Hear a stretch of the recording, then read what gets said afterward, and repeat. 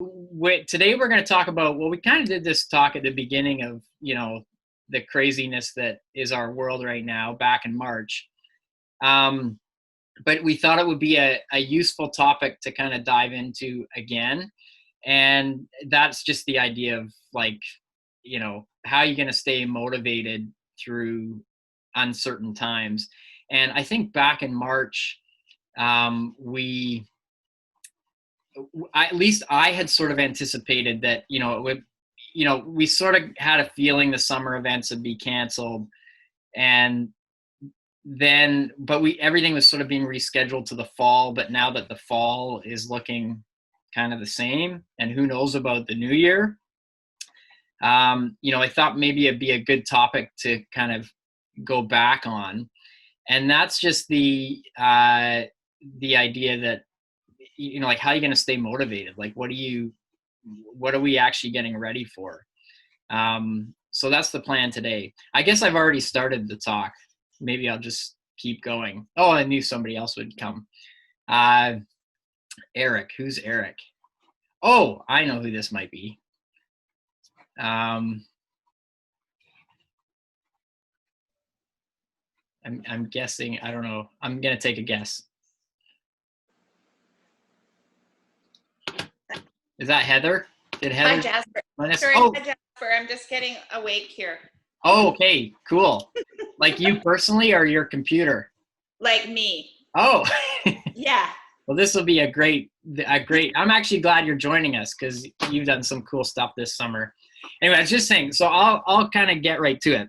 I was just saying, like, we did a talk like this back in March, just about, how to stay motivated and stuff through uncertain times. And it looks like as we roll into the fall, it's going to be more of the same, and potentially in early 2021, more of the same in terms of events and, just the uncertainty of what's happening. And, I didn't really prepare anything today because I was like, we're probably going to have a fairly small group. And what I thought we could do is maybe just go around the room and sort of talk to, troubleshoot each individual and maybe get some ideas of things that people have been doing that have been helpful, and kind of just take it, one person at a time. And I often in these situations, like, if some person if one person has some input, it's usually helpful for other people too. So, but basically the theme is like, how do you stay motivated? How do you set goals when those things have effectively been taken away from us? So usually, you have a start line that you're going to sign up for.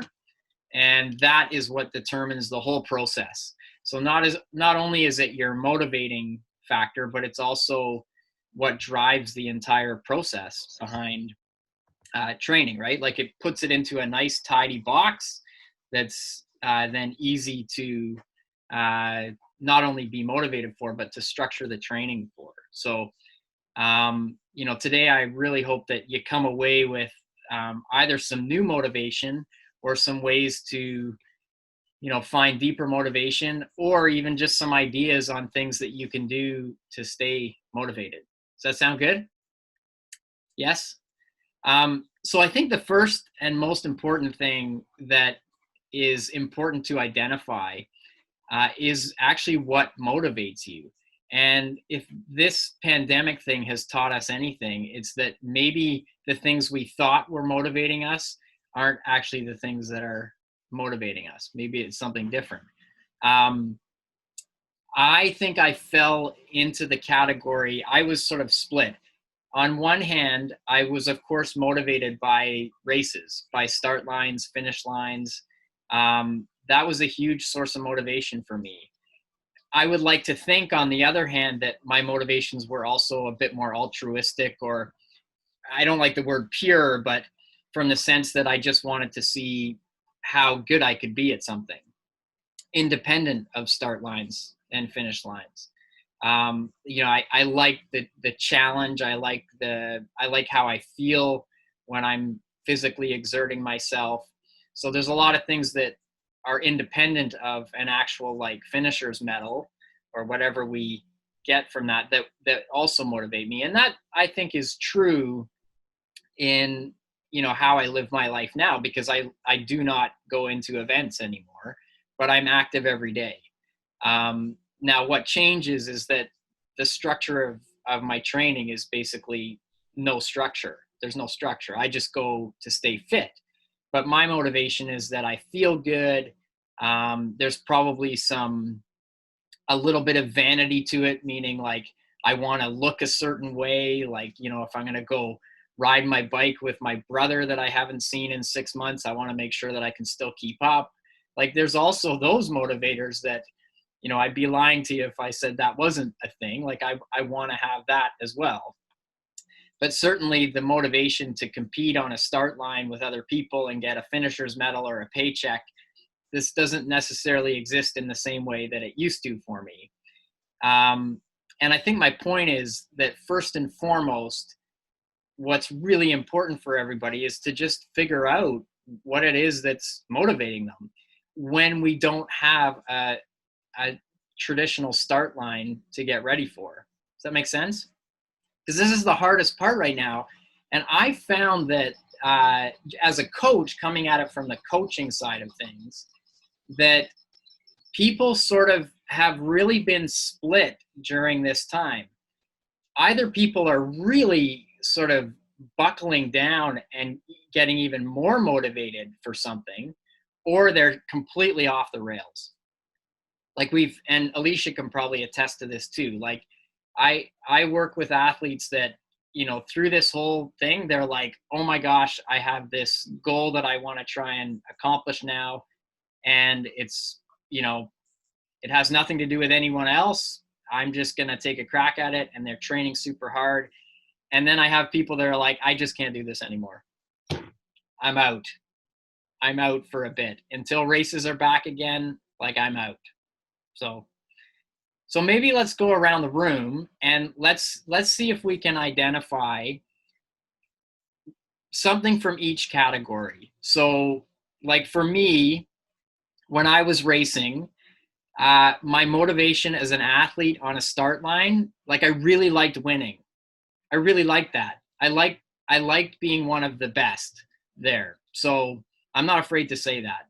I like being on the podium, winning races, being fit enough that I could go and compete and, like, be one of the best people there. That was, like, hugely motivating for me. And if I made a paycheck, that was also motivating. Like, I guess what I'm trying to say is, like, I don't know if those are the right reasons to be motivated for something, because, I would never tell my kids, like, be motivated because you want to win. But I certainly was. Like, I'd be lying to you if I said I wasn't. So that was a huge motivator for me. Sport became a little unmotivating when I was getting near the end of my career, and it was harder to win. I didn't like being in a position where I was kind of like still trying my best and, it wasn't measuring up anymore. I found that really hard. But on the other side of it, like down the other pathway of what can motivate you, I truly am motivated by how I feel. Like, I feel really good if I'm physically fit, and I always feel better after a workout. And those motivators have been enough for me to continue on the path of what I would call physical fitness. And certainly what I do now is not high performance. What I used to do was high performance, but now it's quite average. But I still love it enough that I don't think it'll ever not be part of my life. So I would say, on the one hand, it was like I liked being one of the best. And on the other hand, it was like I just feel better when I'm physically active. Does that make sense? Yeah?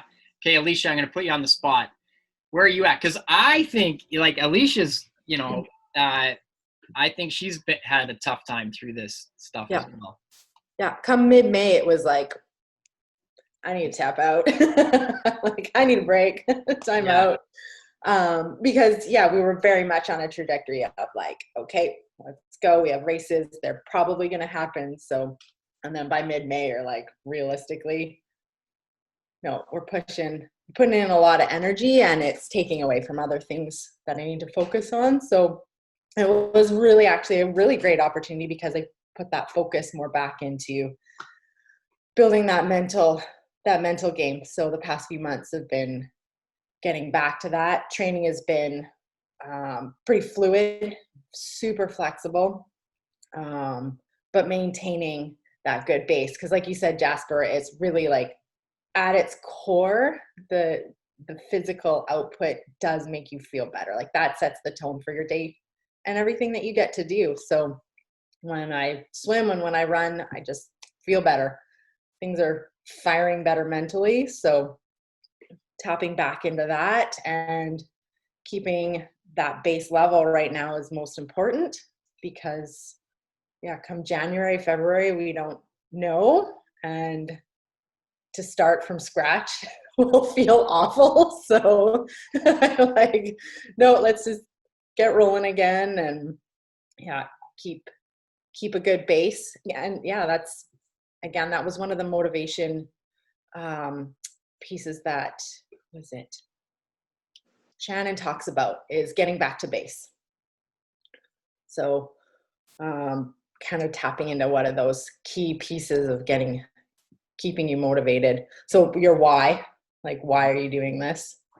What I heard from you, and I always like to dig a little bit into, I think we've been taught through the years that motivation a lot of times has to be this sort of, kind of a pure thing, like an altruistic's maybe the wrong word, but like our motivations have to be like good motivations, right? But what I heard from one thing I heard from you, Alicia, was that there's a little bit of fear that when this all does ramp up, you won't be in shape.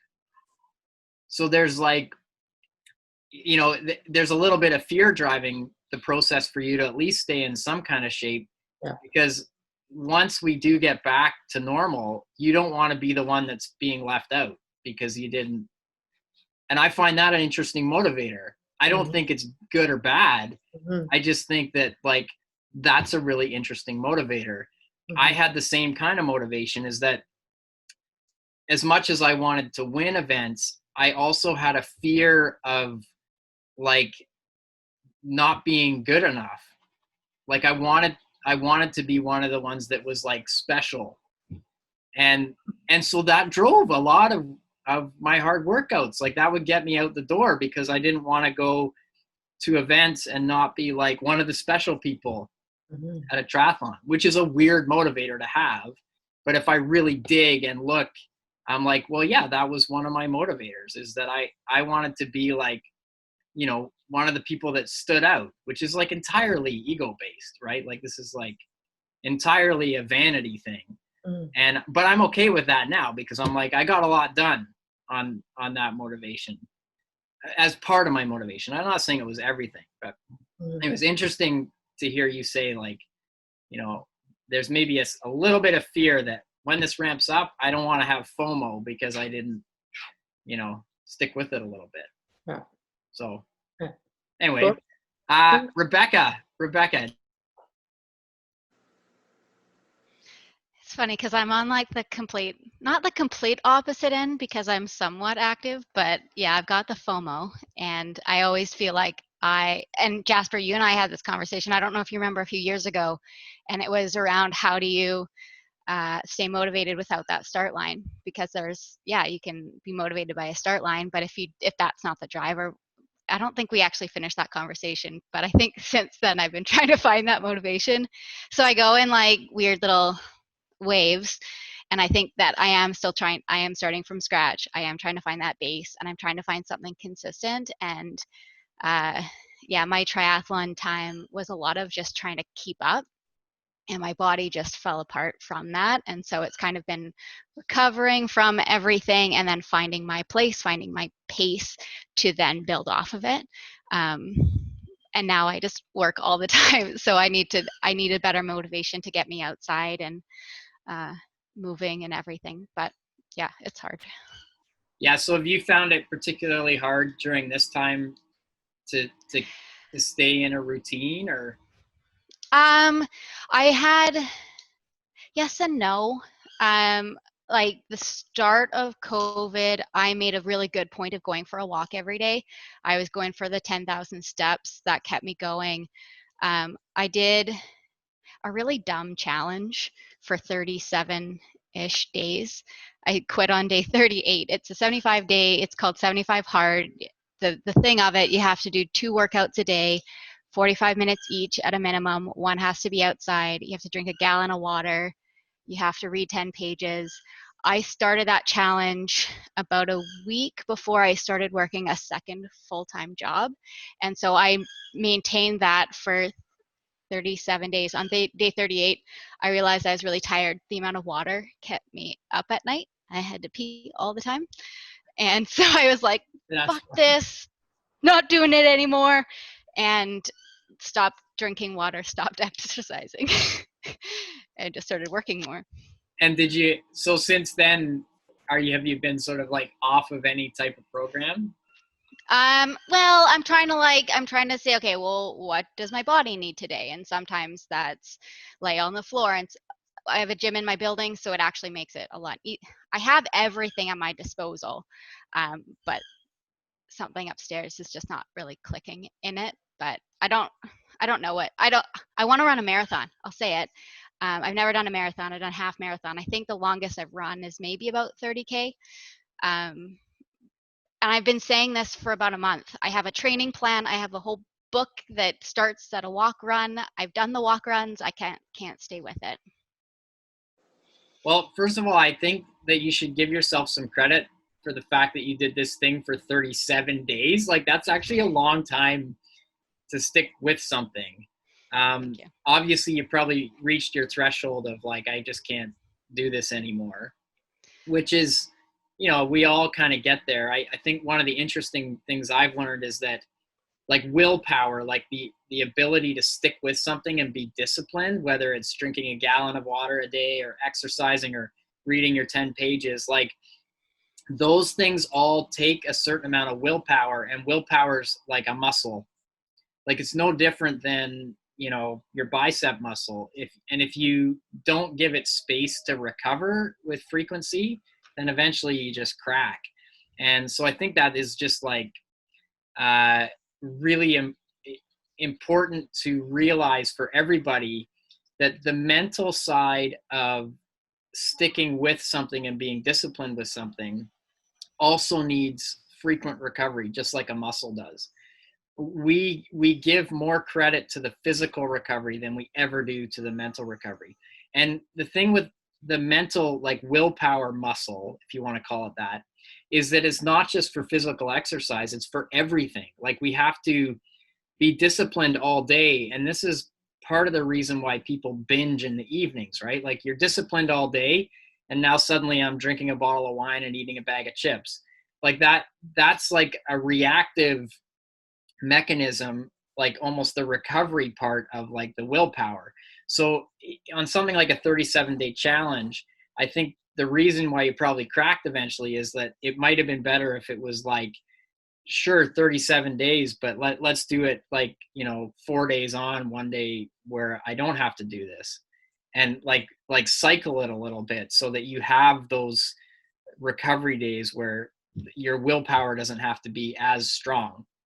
But this is so typical of lots of challenges. In the first month of COVID, we did like 100 push-ups a day challenge, right? And I was awesome. I did 30 days, at least 100 push-ups a day. Do you think I've done a push-up since? Nope. Like it was just too much. But you'll see it so frequently. I mean, all you got to do is get on social media, and there's like a new challenge every week, right?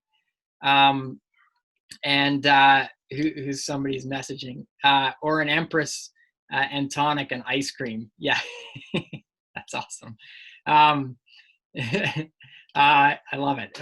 Oh, Joanne, I didn't even realize you're on here. I gotta have my gallery thing. Did I let you in? Oh, okay, good. Yeah, you let me in. Okay. Somebody let me in. I didn't even realize. That's funny. Anyway, so I guess my point is, for Rebecca, is that like whatever you end up doing. Like you have to really honor the idea of mental recovery as much as you do physical. The other thing I would like to say, just bring it back to motivation, that I heard when you said that was that one of the things that I think we all have as part of our motivator is being part of a group. So in this challenge, you are maybe part of a group of people that were doing it. So there was a connection that you were making with a group of people, so that you're like, I think that is a really deep motivator, is for a lot of people, is this part of us that really just wants to belong somewhere. Like that was for me, right? Like when I was really training hard, part of it was that I felt like I belonged in this community of people that were all kind of doing the same thing, right? And then again, back to my sort of ego vanity part, by being one of the best ones, I belonged to this like little exclusive club of people that could win events. And like, I wouldn't have been able to articulate that at the time, but when I can reflect back, I'm like, that was a really important club for me to be part of, like for my own ego. It's not so much anymore. Otherwise I'd still be doing it. But if I really look back and think about what was driving me, that was a big driver for me. Like I wanted to be part of that little club, you know. And you can imagine, like, we could scale that up. Can you imagine like the people that have won Wimbledon? I mean, there's, how many times has there been a Wimbledon championships? Maybe like 120, and there's repeat winners. So the number of people that are part of that club is very, very small and special as well. So I think that can also be a driver. And even if you know you're not in the place where you win these events, you're still part of a special little club in terms of like your own fitness level. Like in the whole grand scheme of the world, like if you're doing Ironman events or halves, or Rebecca wants to do a marathon, like that's a pretty tight little club. And I think that's a real driver for a lot of us, is to have something like a little community that we're part of that's kind of special. Does that make sense? Sort of. Yeah. Rena, where are you at? Hey. Yeah, my emotions were all over the place in the last like 7 months, but I mean, working with Alicia, I can honestly say it kept me motivated because I had a plan, like, and I think so I love exercise. Like, so I like going out. I like doing something every day just because I feel like it's good on my head, and I love food. So the more I exercise, the more I can eat. So yeah, like I missed the races, and I think the virtual races actually kept me going this year a bit, because I like to set goals. I like to work towards something. So that helped me out a lot. And I think this year being signed up for, I signed up for Ironman Canada, and it was my first race, like full Ironman I did in 2012. So I was so pumped when it went back to Penticton. So like, I was like, 2020 is going to be my year. I was so pumped at the beginning of the year. And, you know, you start on a plan, and then all of a sudden it's just like my emotions just went all over the place. But I think what kept me going was just having a plan. Like, just, you know, in my head, I'm like, okay, maybe the race is still going to happen. And then just the virtual races, it was me by myself doing these races, but it just felt good. So yeah, like even though I do love exercise, the races is what motivates me. And it's not like I'm, you know, pro or come in first place, but I also like, it's like that goal to set. So, but it's been like hard. And now I'm just in a, like, you know, next few months, I've decided just to focus on still gonna exercise and, you know, keep a base, but focus on other things that I need to get done in life, because I have the time to do it now, instead of like, oh my gosh, I have to train for another race. So yeah, it's a weird year. It's a weird situation. And I'm just trying to remain positive that everything's going to be back to normal next year. So. Yeah, I think you hit on something that's really great that I was going to bring up later, but now's a good time to do it. Is I think an easy way to stay motivated is if you have short-term little goals that you can manage. So, you set out the beginning of this year, you had a long-term goal, Ironman, like that was the big excitement, and then everything starts to crumble.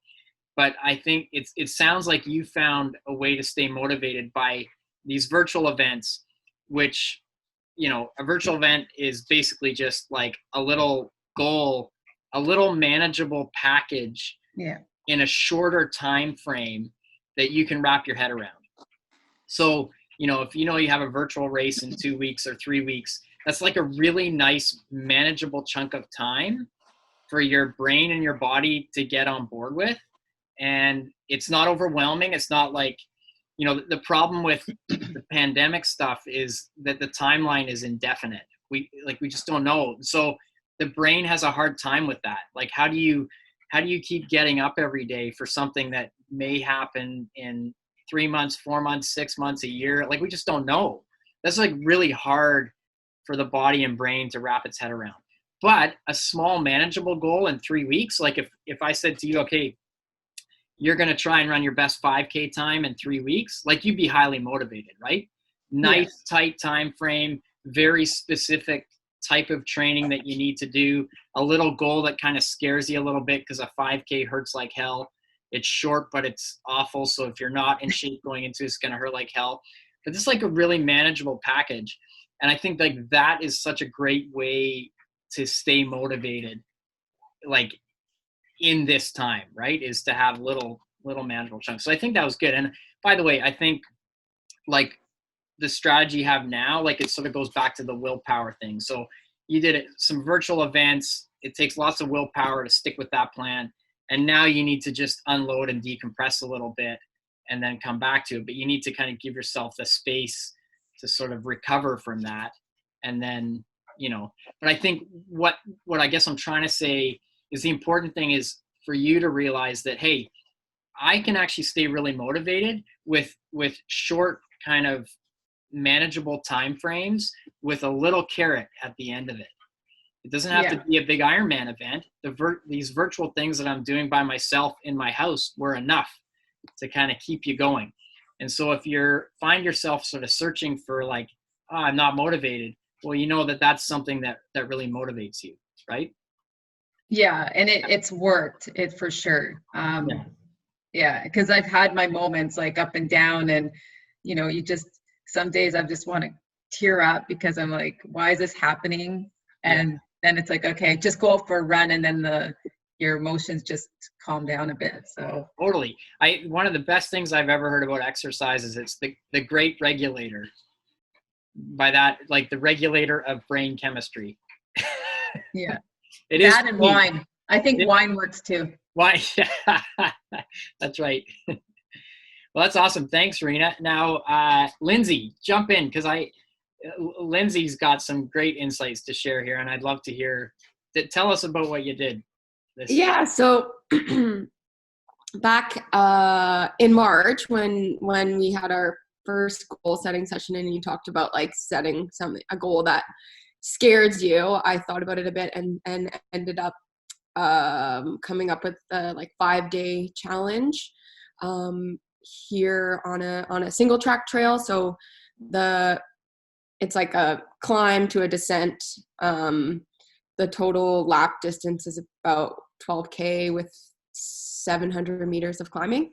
So I did 5 days where the first day I did 1 lap, second day I did 2, up to 5 laps on the 5th day. So on the 5th day ended up being like 72K of single track with like 3,500 meters of climbing. And like when I first talked to Jasper and Kylie about this in March, it was like, I actually don't know if I can do this. Like, it was really scary. But I needed that motivation because I think without that goal this summer, I would have been like, like I'll ride my mountain bike because it's fun. But it would have been, I certainly would not have put in the effort or time to my training to get to the point where I was able to ride, 215K of single track in 5 days. And yeah, I think what was motivating for me was like not knowing for sure if I could do it and just wanting to find out, like seeing what I was capable of. And like you talked about with the like start line, could I push myself without the motivation of like, an Ironman finisher medal or that sort of like race environment?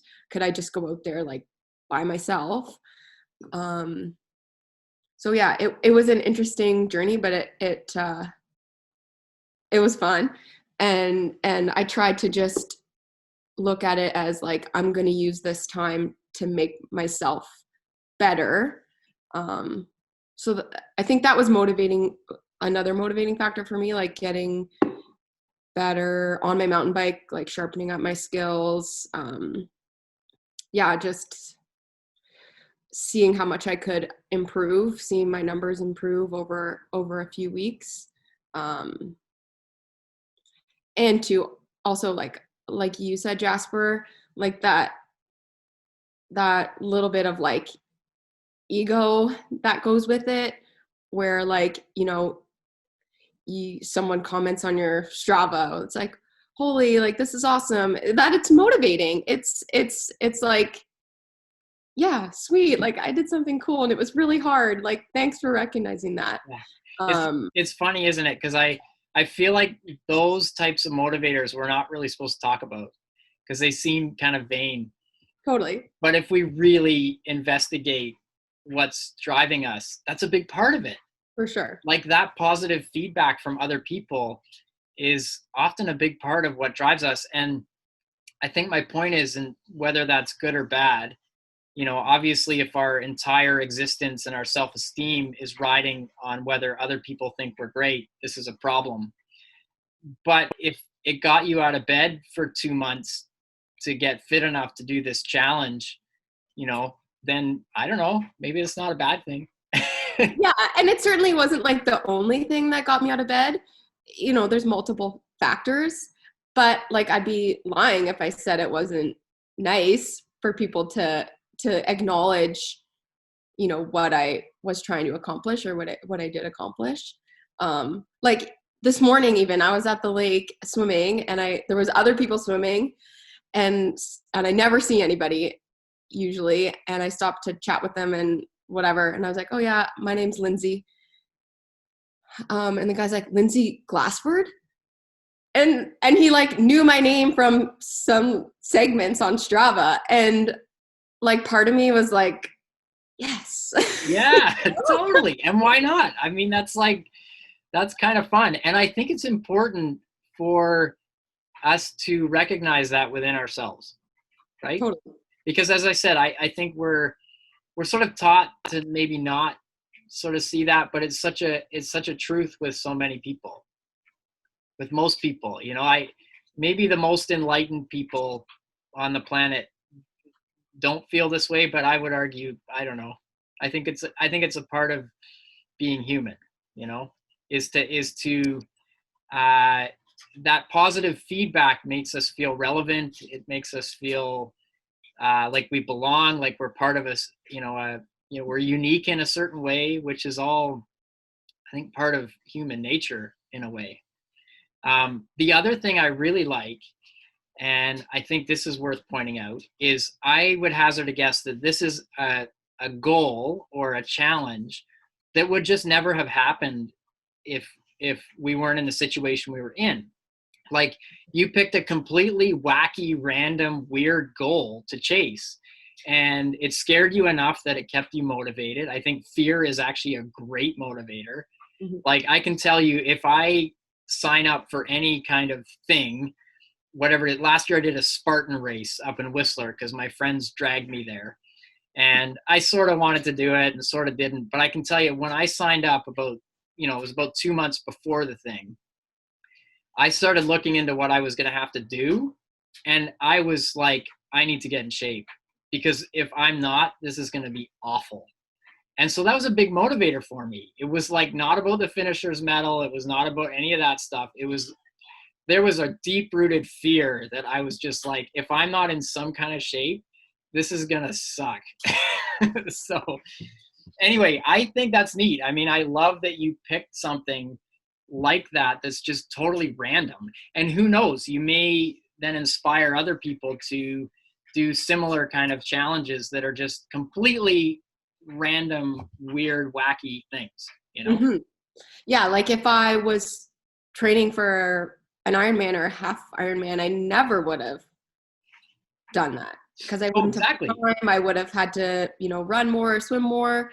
But now, like the outcome of all of the things that I got out of it, like the fitness on my mountain bike skills, knowing that like with the proper training, like I am capable of riding that far on my mountain bike. It's like now it actually has opened up like, oh, well, if I could do that, maybe I could do a stage race. Maybe I could do a marathon racing or whatever, yeah, which I never, ever would have thought about doing 3 or 4 months ago. Isn't that interesting that it could possibly have opened up a whole new world to you that you didn't know existed. Nice. That's great. That's really cool. Awesome. Heather, jump in because you've been doing some fun stuff this summer too.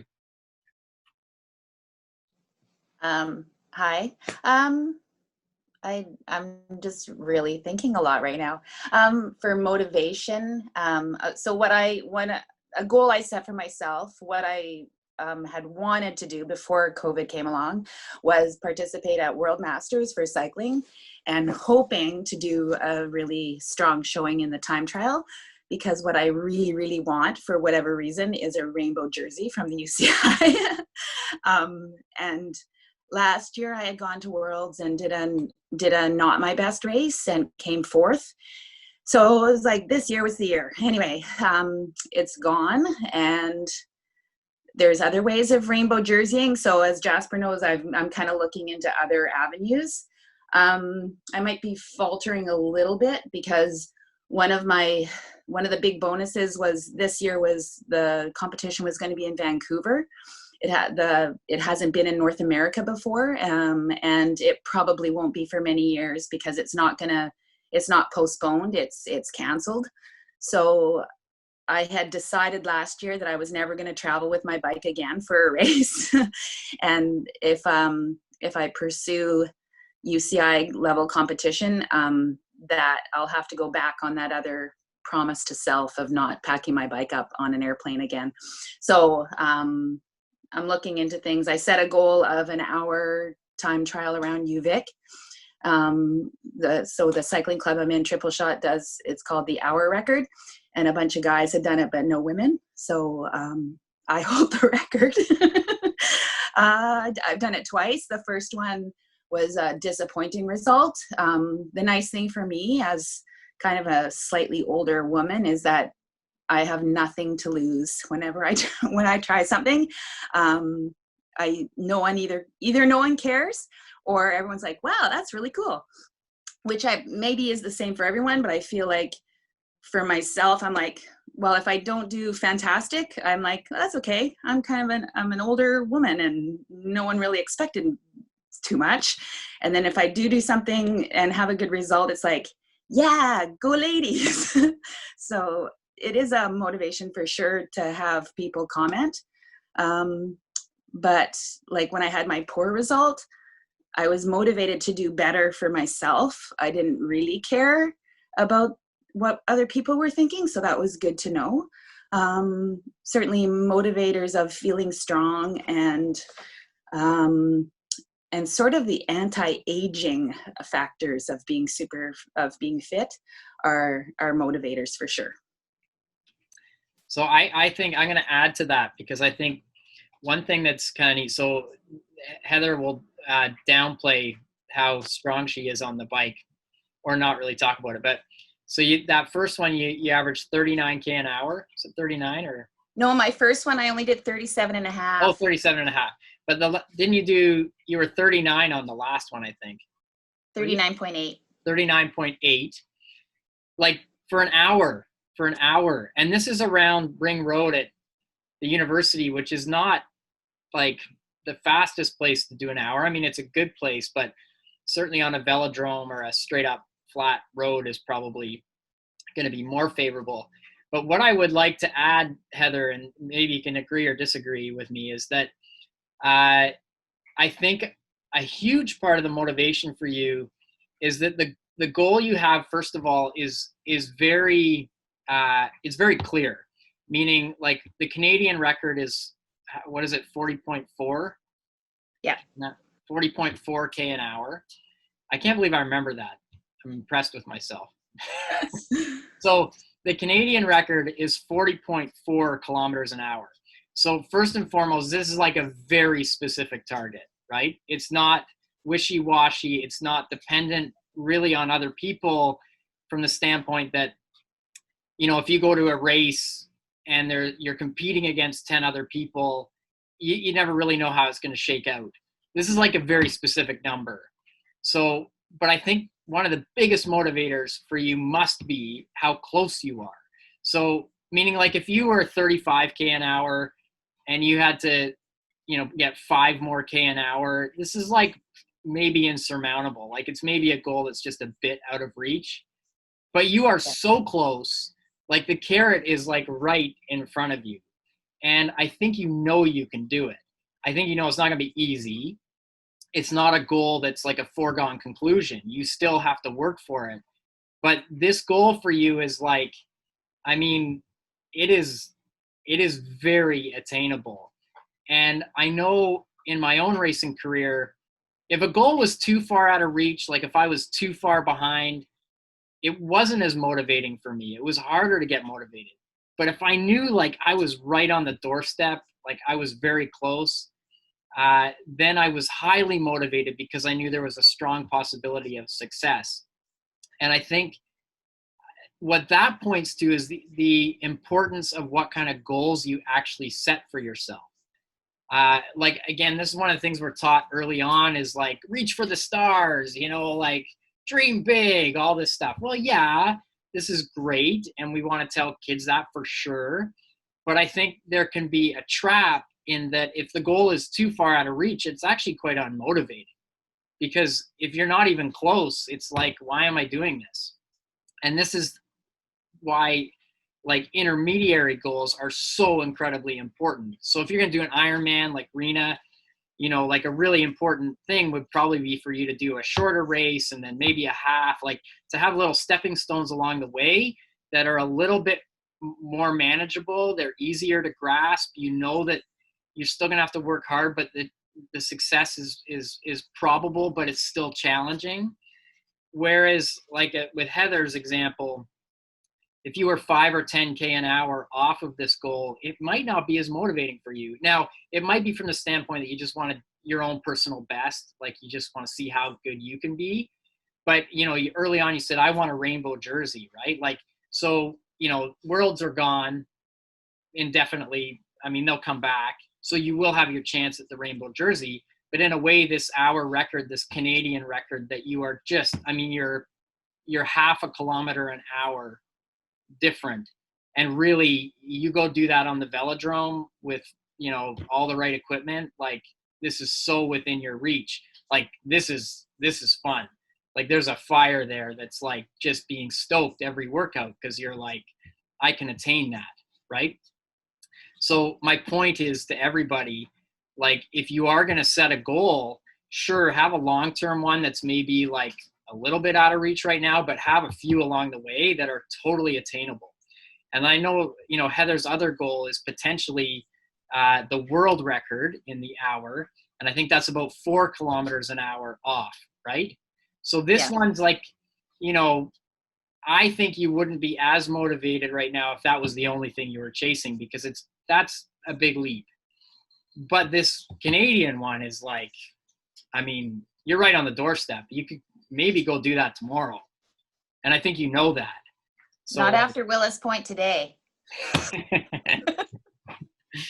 That's funny. Anyway, so that's great. I think that's awesome. I'm glad you joined us today because it's been fun watching you knock those out and get back on the time trial bike. And, you know, It's my first Friday not working since COVID started. oh, wow. Yeah. Yeah. Yeah. That's like, well, has it been 6 months? I just sort of did the math on that the other day. In my head, it's still 3 months. I don't know why, but it's actually like 6 months. Yeah. Okay, Joanne, where are you at? How's it going? Where am I at?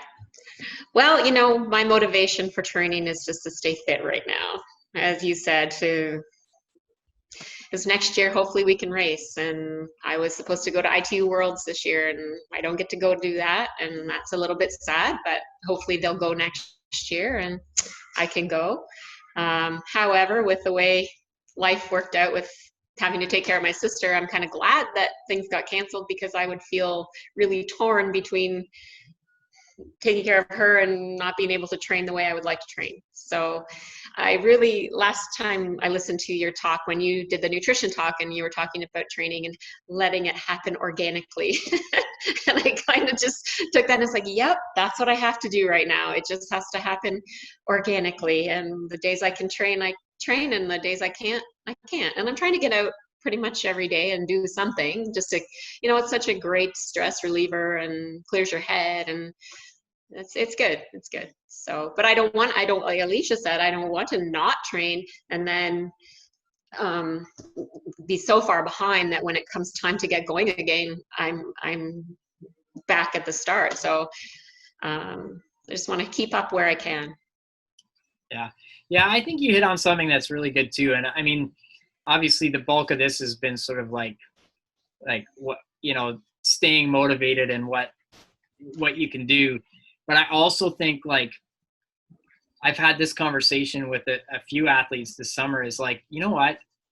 You just need to give yourself permission also to not be on the full tilt, full throttle thing. It's hard to do that though when you're used to being scheduled and structured, you know, with training. That I still try to go, well, Monday's a swim day and Tuesday's a bike day, and, you know, try to follow that kind of thing. But as far as the distance or the intensity, it just kind of is what it is right now. Yeah. Yeah. And I mean, you're doing the right thing. And I think at a deeper level, you know that. Yeah. And as you said, like, if life was kind of normal right now, you would be really torn. It'd be very difficult. Absolutely. Yeah. So now you can in a way be thankful that you can do the thing that you're at a deeper level you know was right, without, you know, giving up too much of the other. So yes, yeah, for sure. Yeah. So yeah, but I enjoy listening to everyone's stories. It's great, good. isn't it? And this is kind of what I was hoping, is that I think so.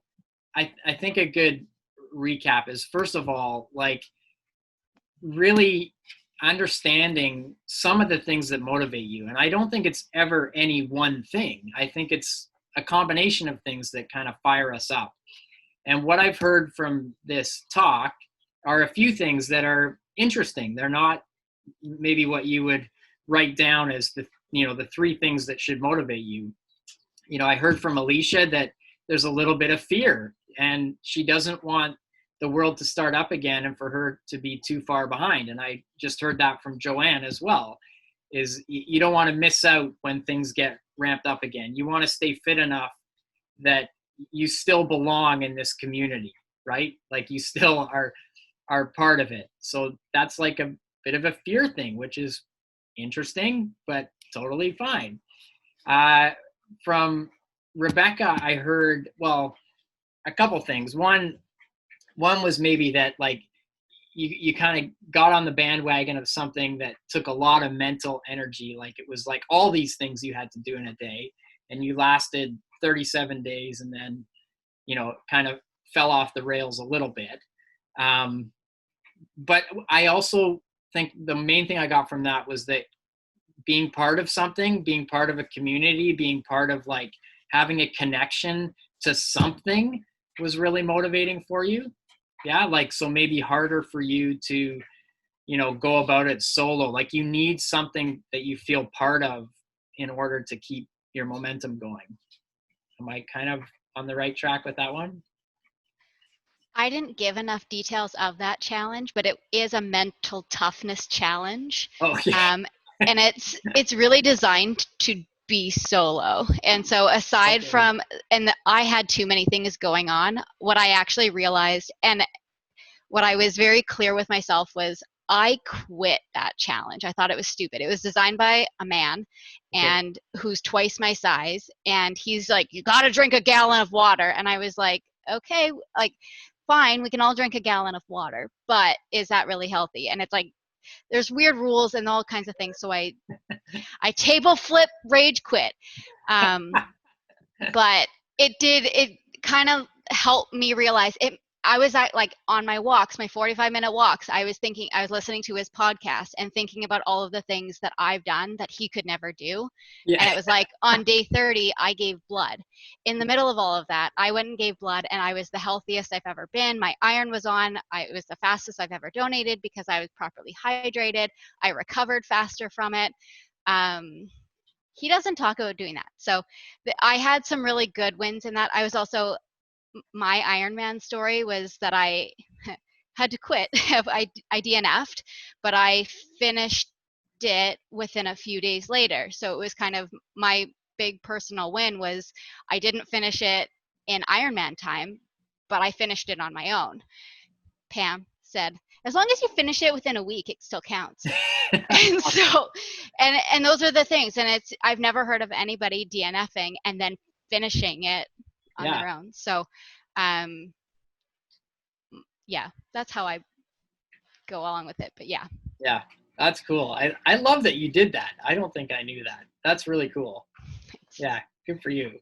And then with Rena, what I heard was, and I think is a great tip for anybody, is like little manageable pieces at a time. So right now things are like still up in the air, timelines are unknown, but if you can find a way to have like break it into even like 10 to 12 week chunks. So, even if it's not a virtual race, but maybe it's just a personal goal. Like I have lots of people, they want to just see how fast they can run a 5K or a 10K. There's little things like that don't require an event, for you to have like these little manageable chunks that are like mentally easy to get your head around. That makes sense? My new thing is like like in our area, like on Strava, like there's like obviously in the area there's like those segments where you're like, oh, you just placed second in your group or whatever. So now I just go out and like, I'm gonna go on that road and I'm gonna ride really fast and I'm gonna get top 3 today or something weird. And then when somebody takes my spot, I'm like, oh, she's going down next week. Yes, so those are like my little goals right now. Yeah, they're silly, but they work. Yeah, I don't think that's silly. I think it's like identifying what motivates you, like what's actually going to get you out the door. You should get an e-bike. That might help. That would right? like, and then I got it. Like when you get those emails saying so-and-so has now taken you off of this spot. I'm like, oh yeah? Yeah, that's right. And they're probably getting the same emails, like, that's right. I'm like, who is this person? Exactly. Yeah. Anyways. Anyway, like I love that. That's great. I think use that, like don't shy away from that. Use that. With Lindsay, what I really like is that you picked something so random, but it still had some of the key elements of a goal that are important. And one of them is that, you're not quite sure if you can do it, but you think you can. So there's, it's hard enough that it's going to be hard, but not so hard that you can't do it. Mm-hmm. And that's a really important thing with goals, right? Like if it's so far above our level, we're not going to be motivated to do it. It's beyond our skill. And obviously if it's too easy, we can just go out and do it today. So it needs to be something that is like, that stokes the fire. So in terms of like the thing that you did this summer, that's great. But what I also love is that it was just so random, like nobody else may ever do that. You know, it might just be you that's ever done that, but who cares? Like, Yeah. that's cool. You're like, hey, you know what? I think this would be a really hard thing to do. It's out my back door. You know, I'm going to make a plan. And what I love about it is that you were so deliberate. You're like, this is what I'm going to do. These are the days I'm going to do it, like rain or shine. This is how this is going to happen. And you really committed to it, and then, you know, stuck with it. And also probably within a timeline that wasn't so overwhelming, right? It's not something that was going to happen a year from now. I forget when you decided to do it, but it was only 10 or 12 weeks out or something. Something like that. Yeah. Yeah. So, you know, a nice, tight, tidy timeline that allowed you to kind of stick with it. Mm-hmm. So, you know, far enough that you could prepare properly, but not so far that you lose, you know, that it's just way too far down the road, right? Mm-hmm. Mm-hmm. With Heather, I think the really big takeaway from Heather's goal, it's similar to Lindsay's. I'm going to say something similar, but is that, like, hers is very measurable, but she's also like really close, and meaning like it's not going to be easy, right? Like your last one was 39.9. It's not like you're going out the door and just doing this without work, but it's close enough that you're like, I can do that. And I think, you know, you have a belief deep down that you can do it. And so, like, that is really, really motivating, right? If you know you can accomplish something that's pretty special, and again, it doesn't have to be like I won the world championship special. It can be whatever that is for you. And for you right now, that Canadian record, like, that'd be a pretty cool thing to have in your back pocket, right? Like, pretty cool accomplishment. But it's not so far out of reach that it's not going to happen, right? Right. It's cool. Speaking of which, I might have the opportunity to have an hour on the track next Sunday. Oh, like the track here, obviously. Yeah. Oh my gosh, you got to take There's it. a day of racing, and they want to have a barbecue after, and someone went, we could all have a barbecue and watch Heather do the hour. Yes, And no, like, I think, yeah. Now, who suggested that? Alex? One of the guys on the GVBA board. Yeah, I think this would be very awesome for you to get on board with as the sacrificial person who has to go. Yeah. You know, I think you should do it. I think you should do it. So one more thing I really wanted to get across. I know we're kind of at 9. I'll make it quick. But one of the best examples I've seen of a way to stay motivated through this time has come from the figure skating club that I work with. Now, if you've been on any of the calls before, I've sort of brought them up before. We've had one of the young athletes, she's 12. She's joined in a couple times just on the mental talk. Her name's Tendo. But they, like many sports, all their events are canceled. And my daughter's a figure skater. This is why I'm talking about it. But I think this is just like such a remarkable example of what can happen in this time. So all of their events get canceled. And figure skating, basically, like a lot of sports, especially in the young years, you basically bounce from one competition to the next. So you're getting ready for this one, you prepare, you compete, you maybe get a day or two off, and now the next one's on the horizon, right? You're just going from one to the next. And when they're kids, it's really the development stage. So they're really important. These competitions are really important for their development in the sport. All of that was taken away. And now you have these kids basically from age 10 to 16. And this is like their time, you know, like if they're going to have a crack at figure skating, whether it's to make nationals or Olympics or whatever they're going to do, like this is their time. They're in the window. It's a young development sport. Like it's happening now. It's happening. It's not something that's going to happen. Like they are in the process.